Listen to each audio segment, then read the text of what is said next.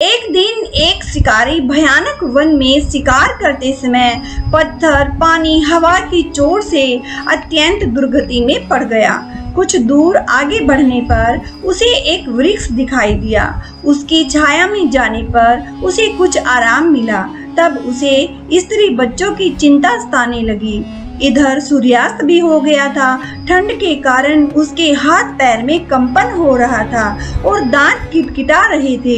उसी वृक्ष पर एक कपोत अपनी पत्नी की चिंता में घुल रहा था। उसकी स्त्री पतिव्रता थी और अभी चारा चुगकर वापस नहीं आई थी।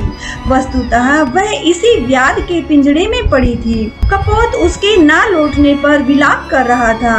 पति का विलाप सुनकर कपोती बोली, नाथ, मैं पिंजड़े में बंधी हुई हूँ, कृपा आप मेरी चिंता न कर अतिथि धर्म का पालन करें। यह व्याध भूख और ठंड से मरा जा रहा है। सायंकाल अपने आवास पर आ भी गया है। यह आर्त अतिथि है, यद्यपि यह शत्रु है, फिर भी हमारा मेहमान है, अतः इसका सत्कार करें। इसने जो मुझे पकड़ रखा है वह मेरे किसी कर्म का फल है। इसके लिए व्याध को दोष देना व्यर्थ है। आप अपनी धर्ममयी बुद्धि को शिथिल करें, क्योंकि थके हुए अतिथि के रूप में सारे देवता और पितृ पधारते हैं। अतिथि सत्कार से सबका सत्कार हो जाता है। यदि अतिथि निराश होकर लौट जाता है तो सभी देवता और पितृ भी लौट जाते हैं। आप इस बात पर ध्यान ना दें कि इस शिकारी ने आपकी पत्नी को पकड़ रखा है, क्योंकि अपकार करने वाले के साथ जो अच्छा बर्ताव करता है वही पुण्य का भागी माना जाता है। कपोत अपनी पत्नी के धार्मिक प्रवचन से बहुत प्रभावित हुआ। उसमें धर्ममयी बुद्धि जाग पड़ी।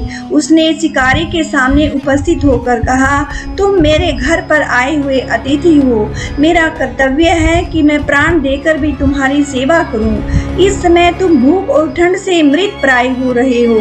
थोड़ी देर प्रतीक्षा करो। इतना कहकर वह उड़ा और कहीं से जलती हुई एक लकड़ी लेकर आया और उस जलती हुई लकड़ी को दूसरी लकड़ियों के ढेर पर रख दिया। धीरे धीरे आग जल उठी। उससे व्याध की जकड़न दूर हो गई।